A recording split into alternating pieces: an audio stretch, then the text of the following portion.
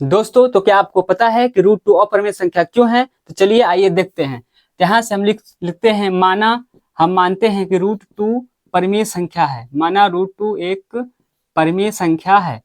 परिमेय संख्या यहाँ से हम लिख सकते हैं कि root two equal to A upon B. Root two equal to A upon B, और इसमें ए व बी केवल एक का ए व बी का केवल एक के अतिरिक्त कोई गुणनखंड न हो। अतः हम कह सकते हैं ए व बी दोनों केवल एक से ही कटने चाहिए। तो इस प्रकार हम कह सकते हैं कि दोनों को भाग देने पर ए व बी सभाज्य मतलब को प्राइम नंबर होंगे। तो यहाँ से हम इसका इधर मल्टीप्लाई करेंगे तो आपका हो जाएगा root two B equal to A. अब दोनों साइड का हम स्क्वायर कर देते हैं, दोनों पक्षों का वर्ग करेंगे।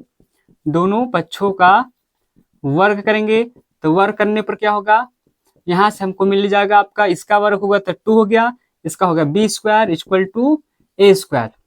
तो यहाँ से यदि हम देखिए 2 को नीचे ला देते हैं, यदि हम 2 को यहाँ से नीचे लाएंगे B square equal to A square upon 2, तो इसका मतलब इसको डिवाइड करने पर हमको बी स्क्वायर प्राप्त हुआ है। मतलब ये जो 2 है वो ए स्क्वायर को डिवाइड कर रहा है, विभाजित कर रहा है। तो ए स्क्वायर को करेगा तो ए को भी विभाजित करेगा, तथा हम कह सकते हैं कि 2 जो है ए स्क्वायर को विभाजित करता है, विभाजित करता है। 2 ए स्क्वायर को विभाजित करता है, तो अतः हम कह सकते हैं, अतः क्या हो जाएगा आपका 2 जो है ए को भी विभाजित मतलब डिवाइड करेगा, विभाजित करेगा। तब हम मानते हैं कि ए इक्वल टू 2c।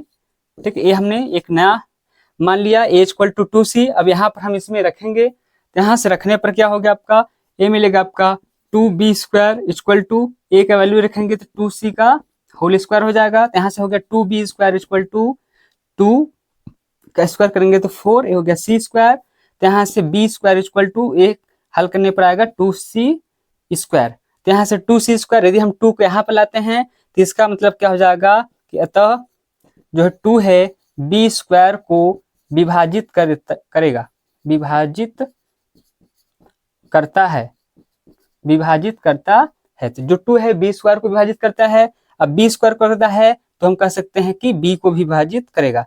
अतः क्या हो जाएगा आपका 2 जो है बी को भी विभाजित करेगा।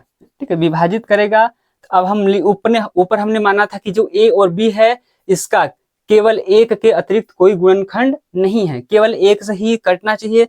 लेकिन यहाँ पर हमने देख रहा है कि यहाँ पर जो 2 है एक के अतिरिक्त 2 जो है ए और बी का भी गुणनखंड है। तो अतः जो हमने कल्पना की थी, ठीक है, हमने माना था क्या कि जो 2 जो है ए व बी का 2 जो है ए व बी का 2 ए व बी का उभयनिष्ठ